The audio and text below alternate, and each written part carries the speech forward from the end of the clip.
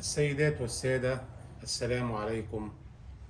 احنا طالعين اليوم حلقة استثنائية بخصوص موضوع غاية في الأهمية، ويعتبر حديث الإعلام منذ 3 أيام، وهو كان موعد وفاة صفوت الشريف وزير الإعلام الأسبق. وفي الحقيقة موضوع الحلقة اليوم اللي احنا هنتناوله مختلف عما تناوله الإعلام المصري من خلال مجموعة من البرامج، بعضها أثنى على حياة صفوت الشريف، والبعض الآخر هاجم تلك المواقف التي كان يشغل فيها صفوت الشريف مناصب عدة. واحنا اليوم بنطرح سؤال، مجرد سؤال قابل للنقاش، وهو أيضا مجرد مذكرة بلاغ بنقدمها لسعادة المستشار النائب العام، وهو المسؤول عن الهيئة الاجتماعية في جمهورية مصر العربية. السؤال هو: هل تجوز قانونا محاكمة صفوت الشريف بعد وفاته؟ السؤال دوت بيطرح نفسه لأن هناك من الوقائع العديدة التي تنسب ارتكاب جرائم لصفوت الشريف منذ كان ضابطا بجهاز المخابرات العامة سنة 58 حتى عزله من هذا الجهاز بعد محاكمته في القضية المعروفة بانحراف جهاز المخابرات عن عمله. وفي حقيقة الأمر أنا عاوز أتناول الموضوع ليس في حد شخص قد توفاه الله، ولكن في سمعة وطن غالي وعزيز علينا جميعا، وهو أن يكون شخص قد تحكم في حياة العديد من الشخصيات التي قتلت بدم بارد، ويشار بالاتهام إلى صفوت الشريف. وفي الحقيقة الموضوع من الأهمية بمكان، ليس للحديث عن صفوت الشريف في ذاته، فلا يمكن بأي حال من الأحوال، وهذا من منطقيات وبديهيات القانون، محاكمة إنسان انتهت حياته. مفيش محاكمة لحد مات، ولكن في سمعة لوطن تهمنا جميعا، من الحاكم إلى المحكوم. لأنه بالفعل حينما تمت دراسة هذا الموضوع وجدنا بالفعل أن هناك محاكمة تمت منذ عشرات السنين للضابط صفوت الشريف، وأنه قد جاء في هذا التحقيق الذي خلص إلى عزله من مهمته أن هذا الضابط كان يقوم بتجنيد الفنانات والممثلات للعمل في أعمال جنسية قذرة، ويتم تصويرهم بكاميرات سينما حتى يكونوا تحت طوعه، ويتم استخدامهم هذا الاستخدام القذر. طب الكلام دوت حصل لما كان صفوت الشريف ضابط في المخابرات العامة، وقال الكلام دوت بشكل واضح حينما سئل في التحقيقات قبل عزله من وظيفته بإن أنا بالفعل كنت مكلف بإدارة قسم للعمليات القذرة، والقسم دوت كان اختصاصه انه يقوم بتجنيد الفنانات. وحكى واقعة واضحة جدا بالنسبة للفنانة التي تم قالوا انتحارها، واختها قالت ان هي قتلت بالفعل، وبعض اعلاميين جاءوا في برامج واضحة في التلفزيون المصري وقالوا بشكل واضح جدا بأن سعاد حسني قتلت ولم تنتحر. قال في تحقيقات التي أجراها معه أحد الضباط بقسم المخابرات العامة سنة 68 إني أنا من توليت تجنيد الممثلة سعاد حسني، وبعثت إليها أحد الضباط الذي كان يعمل بقسم الترجمة الفرنسية، وهذا الضابط لأنه كان يتسم بشكل أجنبي، يعني عينيه زرقاء وشعره أصفر، تم التعرف على سعاد حسني، وبالفعل قامت بينهما علاقة جنسية، وكانت بإشراف من بعض الضباط الذين كانوا مع صفوة الشريف في تلك الأثناء، ثم أنهم قاموا بتصوير العلاقة الجنسية التي تمت ما بين هذا الضابط وبين سعاد حسني كاملة، وتم الدخول عليها أثناء تلك العلاقة وضبطها متلبسة، ثم تجارت الأحداث بعد ذلك وتم تجنيد سعاد حسني في إن هي تقيم علاقات مع بعض الزعماء ومع بعض الشخصيات التي كان جهاز المخابرات العامة له فيهم بعض الوقائع، سواء بالقتل أو بالتجنيد أو باستيفاء بعض المعلومات. قال ذلك حرفيا صفوة الشريف في تفاصيل التحقيقات التي تمت معه سنة 68.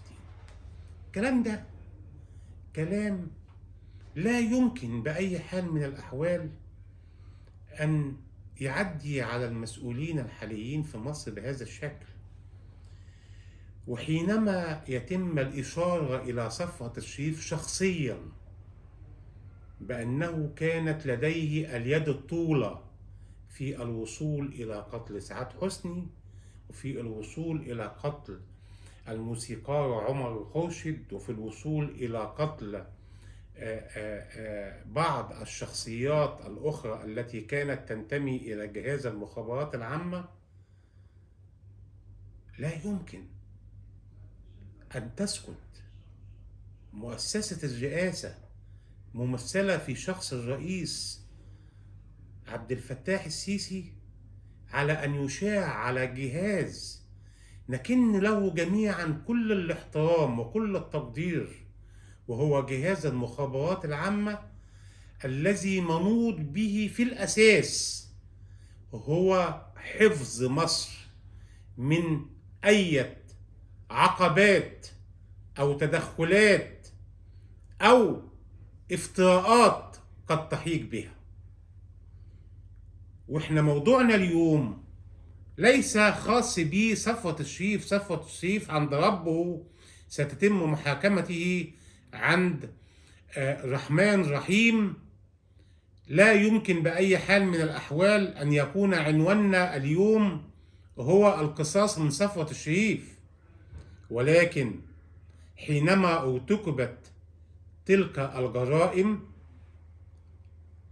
لابد أنه كانت هناك جريمة منظمة تتم من خلال مجموعات وتشار إليها أنها تمت باسم الدولة، وتمت حينما كان صفوة الشريف يترأس وزارة الإعلام لمدة تزيد عن 22 سنة وهو يحمل الجنسية الأمريكية. صفوة الشريف كان يحمل الجنسية الأمريكية وهو القائم على إعلام مصر 22 سنة. فاروق حسني كان يحمل الجنسية الفرنسية، وكان قائم على ثقافة مصر 22 سنة. وهلم جرى من أحمد نظيف وغيره من الشخصيات التي تولت أمر مصر برئاسة الرئيس السابق مبارك، وهم يحملون جنسيات أخرى، حتى إذا تمت محاكمتهم عن الفساد تكون هذه الجنسية قائمة، ويستطيعون الإفلات منها إلى موطن هذا البلد. السيدات والسادة الأعزاء، إحنا لسنا في محل انتقام من صفوت الشريف أو غيره، ولكن حينما تخرج علينا أسرة سعاد حسني وأسرة عمر خورشيد ويقوم اليوم بعد وفاة صفوت الشريف بأنهم فقط هذا هو اليوم الذي نستطيع فيه أن نتقبل العزاء، لماذا تمت الإشارة إلى صفوت الشريف تحديدا؟ لم تتم الإشارة إلى يوسف والي أو حتى إلى أحد وزراء الداخلية السابقين اللي هم ممكن أن تكون من وظائفهم ومن أعمالهم القيام بمثل هذه العمليات، ولكن تمت الإشارة إلى صفوت الشريف. تمت الإشارة إليه أيضا حينما تم محاكمته في الآونة الأخيرة أمام جهاز الكسب غير المشروع، وأثبت جهاز الكسب غير المشروع بأنه استولى على أموال الدولة ولديه أكثر من 300 شركة هو وأولاده، وعقارات لا تعد ولا تحصى، وأموال في البنوك ليس لها عدد. هذا الكلام ليس كلام من عنديتنا، ده كلام جهاز الكسب غير المشروع. الكسب غير المشروع كانت النتيجة أن صدر ضده حكم بالسجن 3 سنوات ومصادرة بعض من تلك الأموال والممتلكات. إحنا بنطرح سؤال: هل بعد وفاة صفوت الشريف يستطيع النائب العام أن يفتح الملفات الخاصة بتلك القضايا والجرائم التي أشارت إليها أخت سعاد حسني في بعض من مذكراتها، وأشار إليها أخو عمر خورشيد في بعض أقواله؟ وبعدين أنا بستغرب في الحقيقة لما يطلع مذيع من المذيعين ويجي يسأل ويقول: طب هل أنت قدمت بلاغ؟ ما يقال على لسان أحد خاص بجريمة هو في حد ذاته بلاغ، لابد أن يحقق فيه النائب العام بصفته هو الأمين على الدعوة العمومية، وبصفته هو النائب عن هذا المجتمع ضد أي مخاطر تحيط به. هو ده اللي احنا اتعلمناه من القانون. والهدف هنا من هذه المحاكمة كما أسلفنا ليست شخص صفوت الشريف، فهو يحاكم عند عزيز جبار، ولكن تلك المجموعات المنظمة التي دبرت وخططت وارتكبت الجريمة. سعاد حسني أيها السادة، كما تشير كافة البيانات والأدلة وشهود عيان أنها تم قتلها عمدا مع تدبير وسبق إصرار وترصد. عمر خورشيد حينما خرج من أحد الكازينوهات في شارع الهرم هو وزوجته تم اغتياله عمدا. ليه؟ لأنه كان قد وقف لصفوت الشريف وقال له: إنك لو ما بعدتش عن سعاد حسني أنا هقف وهقول وهفضحك. تلك أقوال تناولها بعض الشهود، لا نعلم إذا كانت صحيحة أو إذا كانت غير صحيحة أو إذا كان مبالغ فيها، ولكن لما يطلع علينا صفوت الشريف نفسه ويقول بإني سعاد حسني تم تجنيدها، دي في التحقيقات، هذا كلامه بتحقيقات النيابة التي تمت معه في المخابرات، وقال بشكل واضح جدا بإني تم تجنيد سعاد حسني على الرئيس العراقي السابق صدام حسين لأنه كان ملهم به. ما هذا؟ ليست هي مصر وليست قيادات مصر من تقوم بهذه الأعمال القذرة، وليس الجهاز العريق الذي نكن له كل الفضل والاحترام في حماية مصر من كافة المخاطر الخارجية، وهو جهاز المخابرات العامة.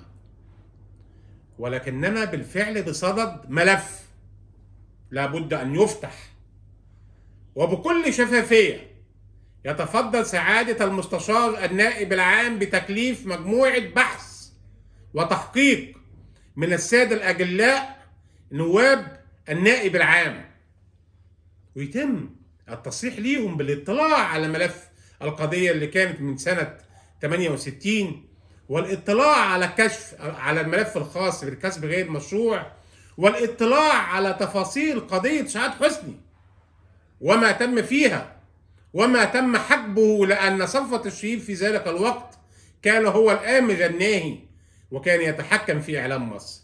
صفوت الشريف أيها السادة كان يعمل في المخابرات العامة المصرية كضابط من سنة 57 حتى 68 حينما تمت محاكمته وعزل من وظيفته. ومن 68 حتى 73 لم يكن لديه عمل عام، بل كان لديه عمل خاص، ثم جاء بعد ذلك في عهد الرئيس السادات وتولى جهاز أو المؤسسة الخاصة بالاستعلام، هيئة الاستعلام، وبعد ذلك ترأس الإذاعة والتلفزيون، ثم جاء بعد ما كان رئيس للإذاعة والتلفزيون كوزير إعلام لمدة 22 سنة، وأمين عام للحزب الوطني المنحل، وبعد ذلك جاء رئيس لمجلس الشورى اللي هو مجلس الشيوخ حاليا. كل هذه المناصب تعددت في شخص تشار إليه الاتهامات بأنه قاتل لشخصيات عديدة. هل هذا يعقل؟ هل هذا من محض الصدفة؟ هل جميع هؤلاء يتهمون صفوت الشريف بلا أدنى أدلة؟ لا يمكن أن يعقل ذلك. يوسف والي كان أمين عام الحزب الوطني وتولى وزارة الزراعة فوق 30 سنة، وقالوا عليه على علاقته الوطيدة بإسرائيل، ولكنه لم يشار إليه مطلقا إلى أنه قد قام بجريمة ما مثل تلك الجرائم. وحبيب العدلي وغيره من وزراء الداخلية ومن الحكام في عهد مبارك، الناس كانت تعلم ما هي الحقيقة دون البحث في محتواها. ولكن الآن وحينما قامت كافة القنوات بالإشارة إليها بفتح هذا الملف، إذن لابد أن يفتح هذا الملف، ولا بد أن ينسب الرئيس السيسي بأنه أعطى أوامره بفتح هذا الملف ويتم فيه التحقيق، ويتقال بشكل فيه شفافية واضحة إذا كان بالفعل هذا الإنسان مظلوم، هذه الاتهامات طالته عبثا، أم بالفعل هو كان يقوم على مثل هذه الجرائم، وأن هناك مجموعات ساعدته وستتم محاكمتهم. وهذه القضايا أيها السادة لا تسقط بالتقادم، هذه قضايا دولة تخص شعب واسم دولة تحترم، لا يمكن بأي حال من الأحوال أن تترك الأمور عبثا هكذا. نحن حينما نتناول هذا الموضوع في هذه الحلقة إنما نتناول اسم وطن، اسم مصر. ونعلم عن الرئيس السيسي أنه عف اللسان، لا يمكن بأي حال من الأحوال أن يقبل أن تمارس مثل تلك الأساليب القذرة وفي النهاية تنسب إلى جهاز مخابرات محترم.